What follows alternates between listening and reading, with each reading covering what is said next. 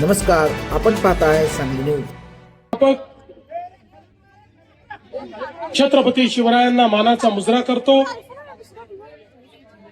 भारतीय राज्यघटनेचे शिल्पकार भारतरत्न डॉक्टर बाबासाहेब आंबेडकर यांना मानवंदना अर्पित करतो। लोकमाता पुण्यश्लोक अहिल्यादेवी होळकर यांच्या चरणी नतमस्तक होतो आणि आज ज्यांची जयंती आहे, स्त्री शिक्षणाकरता ज्यांनी संघर्ष केला आणि खऱ्या अर्थानं रूढीवादी परंपरेतून स्त्रियांना मुक्ती मिळवून दिली, त्या क्रांती ज्योती ज्ञानज्योती सावित्रीबाई फुले यांच्याही चरणी आज मी नतमस्तक होतो। सांगलीच्या या सभेमध्ये मंचावर उपस्थित असलेले मंत्रिमंडळातील आमचे सहकारी, आपले पालकमंत्री माननीय चंद्रकांत दादा पाटील, आपले लोकप्रिय आमदार द्वय सुधीरदादा गाडगीळ, सुरेश भाऊ खाडे, सत्यजित देशमुख जी, दिनकर पाटील जी, या ठिकाणी उपस्थित नितीन शिंदे जी, मकरंद देशपांडे जी, प्रकाश ढंग, सम्राट महाडिक, नीताताई केळकर, भगवानराव सूर्यवंशी, भगवानराव साळुंके, दीपक शिंदेजी, शेखर इनामदारजी, समित कदमजी, पृथ्वीराज पवारजी, आमच्या नेत्या जयश्रीताई पाटील, पृथ्वीराज पाटील, रमेश शेंडगे, सुरेश औटी, रवींद्र हरळे, भारती दिगळे, स्वातीताई खाडे, मंचावरील सर्व मान्यवर आणि या ठिकाणी उपस्थित सर्व माझ्या लाडक्या बहिणींनो आणि तितक्याच लाडक्या भावांनो, आज खऱ्या अर्थानं क्रांतीज्योती सावित्रीबाई फुले यांची जयंती आहे आणि या जयंतीच्या दिवशी महानगरपालिकेच्या प्रचाराचा शुभारंभ मी सांगलीमधनं करतो आहे, याचा मला अतिशय आनंद आहे। एकदा सांगलीमध्ये देशाचे प्रधानमंत्री माननीय मोदीजी आले होते आणि त्यांनी सांगितलं होतं, सांगली सर्वात चांगली, आणि म्हणून मी ठरवलं की महायुतीच्या प्रचाराचा शुभारंभ तर संध्याकाळी आहे मुंबईमध्ये, पण भारतीय जनता पक्षाच्या प्रचाराचा शुभारंभ कुठून करायचा, तर या ठिकाणी आपण निर्णय केला की सांगलीपासूनही सुरुवात करायची आणि मला अतिशय आनंद आहे की आज आपल्या सर्वांमध्ये मी या ठिकाणी उपस्थित आहे।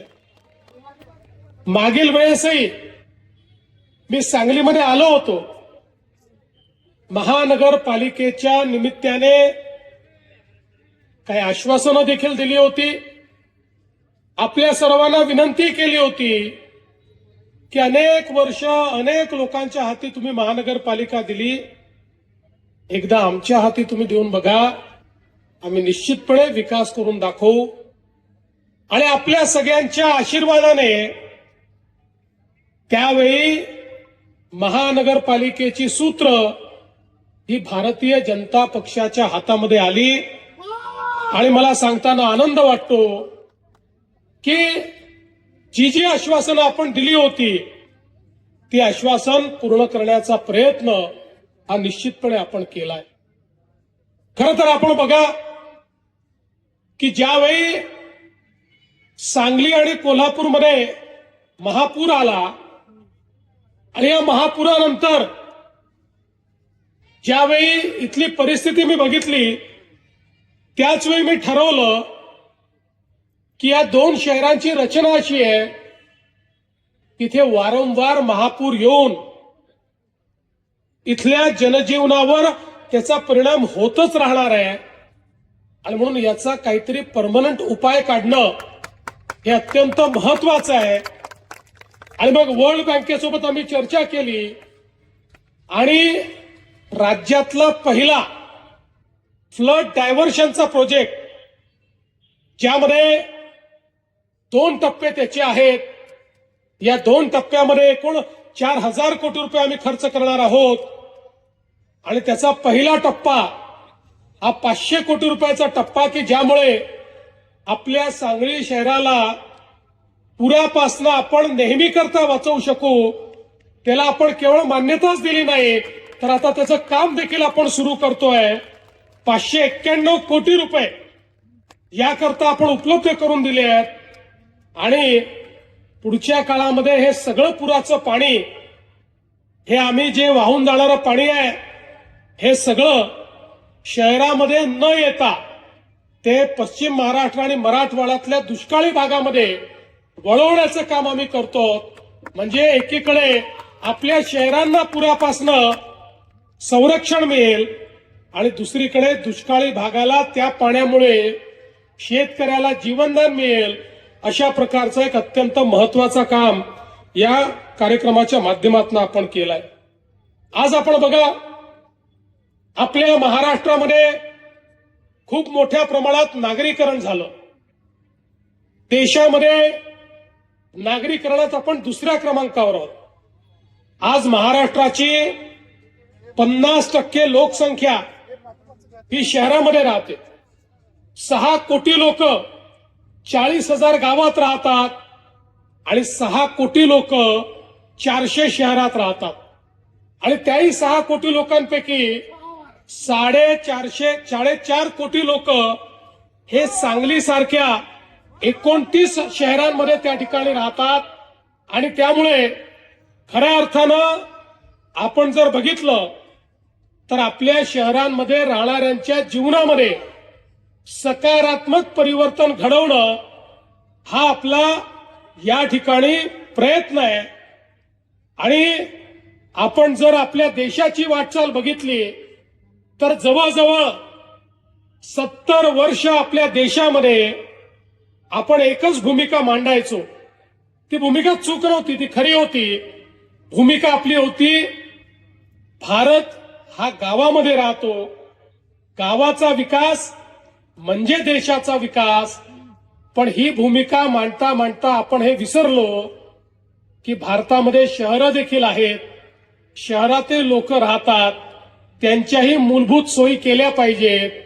अन्न, वस्त्र, निवारा, शिक्षण, आरोग्य, रोजगार याकरता गावातनं लोक शहरात येत आहेत. शहराच्या गरजा वाढतायत. शहरामध्ये लोक आले की त्यांना राहायला जागा मिळत नाही, मग अतिक्रमण होतात, झोपडपट्ट्या तयार होतात. ज्याला बिचाराला जिथे जागा मिळेल तो तिथे बसतो. पिण्याच्या पाण्याचे प्रश्न निर्माण होतात, घनकचऱ्याच्या व्यवस्थापनाचे प्रश्न निर्माण होतात, पर्यावरणाचे प्रश्न निर्माण होतात. आणि म्हणून जवळजवळ 7 दशकं 70 वर्ष आम्ही शहरांकरता काहीच केलं नाही. पण या देशामध्ये माननीय नरेंद्र मोदीजींचं सरकार आल्यानंतर मोदीजींनी सांगितलं, शहरीकरणाला अभिशाप समजू नका, शहरीकरणाला संधी समजा. शहरीकरण थांबणार नाहीये. या ठिकाणी शिक्षण आणि आरोग्याच्या सोयी, रोजगाराच्या सोयी या शहरांमध्ये आहेत. त्यामुळे गावाकडनं लोक शहरात येतील. शहरांमध्ये व्यवस्था उभ्या करा. येणाऱ्या लोकांकरता, गरिबांकरता, मध्यमवर्गीयांकरता त्या ठिकाणी सुखसोयी तयार करा. आणि म्हणून या देशामध्ये मोदीजींनी सांगितलं, देशाचा 65% GDP हा शहरामध्ये तयार होतो. वस्तू सेवांची निर्मिती, रोजगाराची निर्मिती ही शहरामध्ये तयार होते. आणि म्हणून आपण शहरातल्या गरिबांना आणि मध्यमवर्गीयांना जर त्यांचं जीवनमान उंचावेल अशा प्रकारच्या व्यवस्था उभ्या केल्या तर आपली शहरं हीच पुढच्या काळामध्ये विकासाची केंद्र बनतील. आणि म्हणून पहिल्यांदा माननीय मोदीजींनी देशामध्ये शहराच्या विकासाकरता योजना उभ्या केल्या. मग त्या ठिकाणी खऱ्या अर्थानं स्मार्ट सिटीची योजना असेल, अमृत शहरांची योजना असेल, प्रधानमंत्री आवास योजना शहरी असेल, स्वच्छ भारत योजना शहरी असेल, अशा वेगवेगळ्या योजनांच्या माध्यमातून मोदीजींनी मोठ्या प्रमाणात शहरांना पैसे देणं सुरू केलं. लाखो कोटी रुपये आता शहरांकरता या ठिकाणी उपलब्ध व्हायला लागले. एकट्या महाराष्ट्राचा विचार केला तर जवळजवळ 30-35 हजार कोटी रुपये हे मोदीजींनी आपल्या महाराष्ट्राकरता, मग पिण्याच्या पाण्याच्या योजना असो, शहरामध्ये भुयारी गटाराच्या योजना असो, शहरामधलं घनकचऱ्याचं व्यवस्थापन असो, शहरातल्या गरिबाला घर देण्याचा विषय असो, या सगळ्या गोष्टींकरता आपल्याला उपलब्ध करून दिल्या आणि महाराष्ट्रातली शहरं ही बदलायला लागली.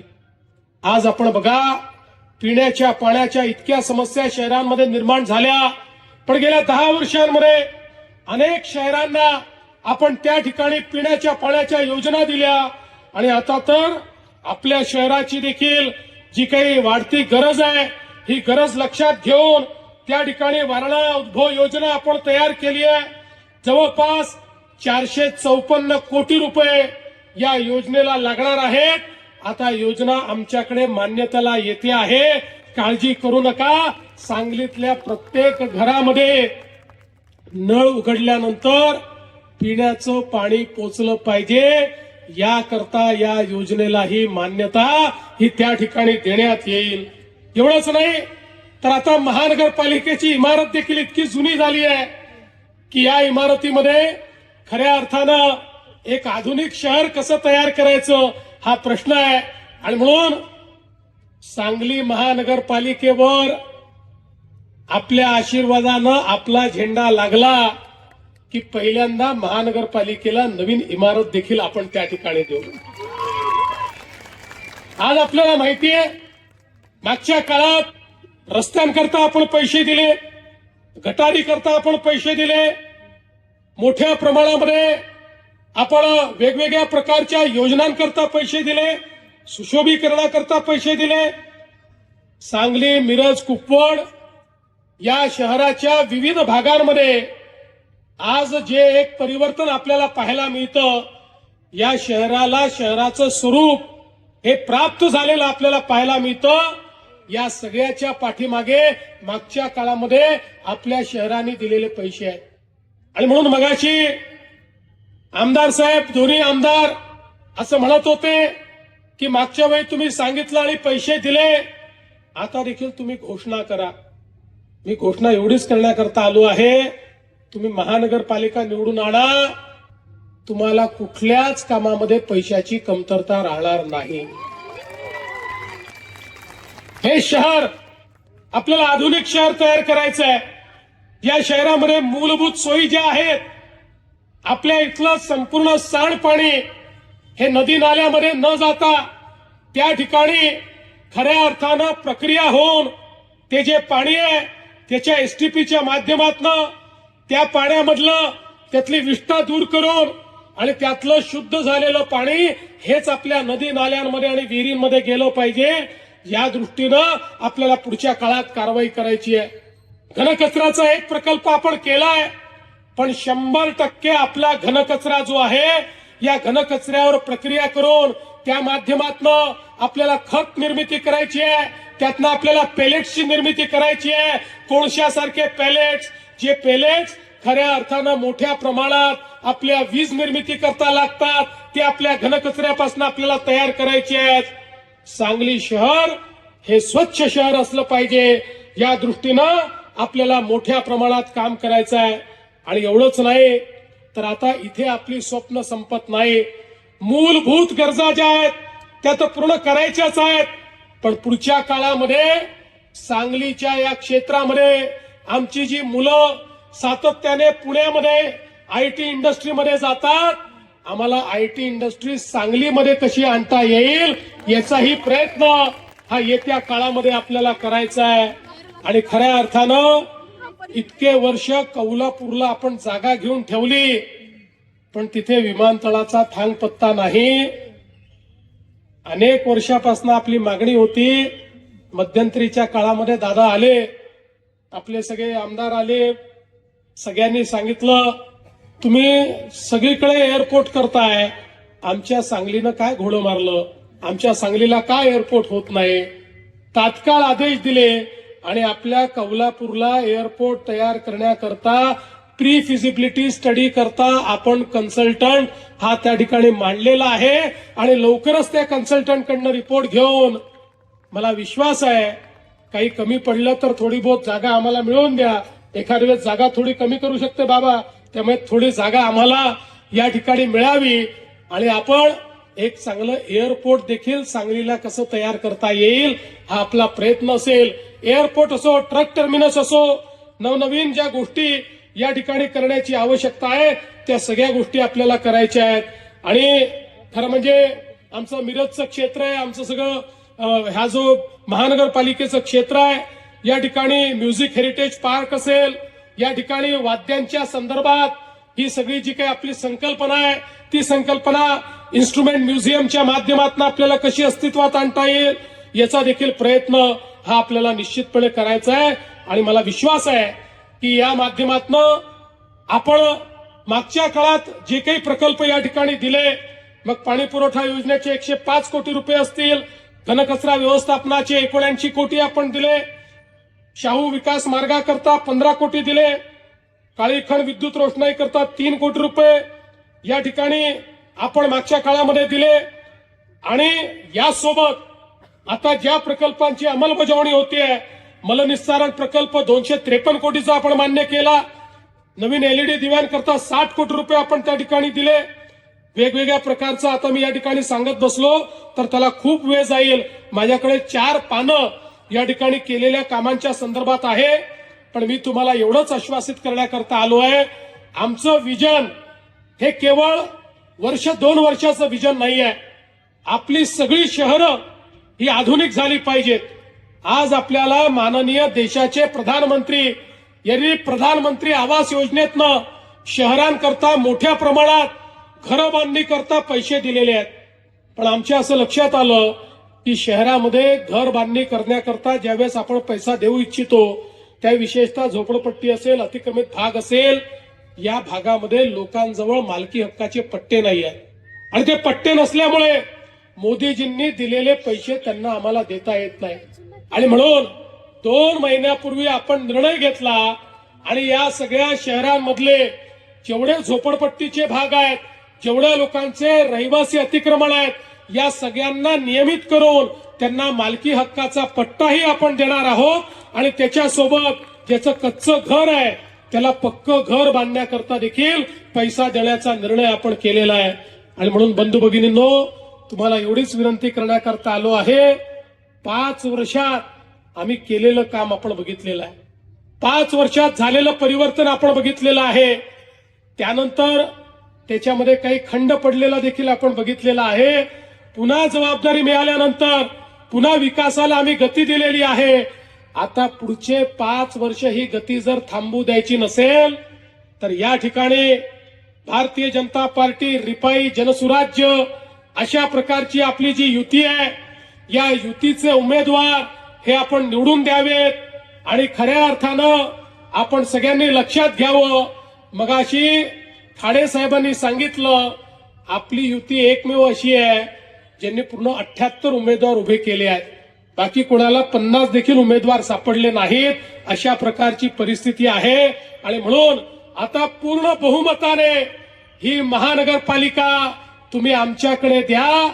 येत्या 16 तारखेला 15 तारखेला ज्यावेळी मतदान होईल त्या दिवशी, मतदानाच्या दिवशी त्या ठिकाणी गेल्यानंतर आपल्या महायुतीची, आपल्या कमळाची, आपल्या चिन्हाची चिंता ही तुम्ही करा. आणि त्यानंतर 5 वर्ष तुमची चिंता ही आमच्यावर सोडून द्या, एवढीच विनंती आपल्याला करतो आणि माझं बोलणं संपवतो. धन्यवाद. जय हिंद, जय महाराष्ट्र. सांगली न्यूजसाठी विद्याधर कुलकर्णी, सांगली.